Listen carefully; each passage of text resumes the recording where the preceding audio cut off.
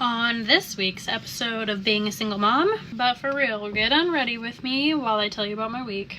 It's 7:05 p.m. and I'm actually so tired. I honestly really struggled with my kids all week, and then last night they woke up early, like the middle of the night, because we've been having some crazy wind.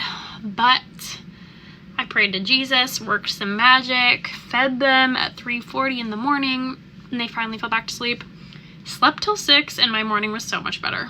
I've basically come to the conclusion that I just can only facilitate my kids in my trailer because I do have such a small home for a very limited amount of time. So I normally put my kids to bed at 6 p.m. and they sleep until 6 a.m. and it's perfect. It works for us. It's what their sleep coach recommended. But lately, my son has been getting up early. I'm talking like between 4:45 and 5:30, which was just way too early.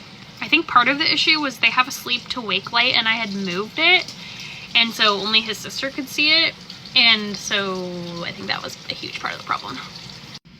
I also think sometimes the other like behavioral issues I have with my 6-year-old, not only does he like probably remember the trauma of his dad having an affair with my best friend, but I think he acts out to try and get my attention because it's hard being like a single mom who works full-time, which is one of the nice things about working from home is I am a little more in control of my schedule. So today I was able to get off work early because I'll just work a little over the weekend while they're with their dad.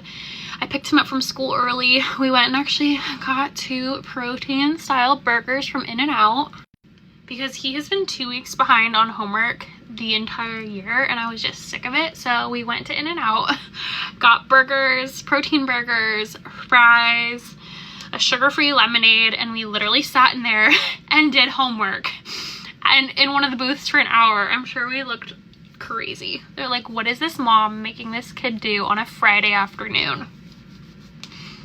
But he was actually really responsive to it, and I think it's because we were kind of on a date. Kind of like if my boyfriend had bad news for me, but maybe told me on a date, it wouldn't hurt so much. I don't know. Not bad news, but you know, it's like better to have like hard conversations over like a nice dinner and like a good glass of wine. Then after we went to In-N-Out, we actually went to the archery range and he shot his bow.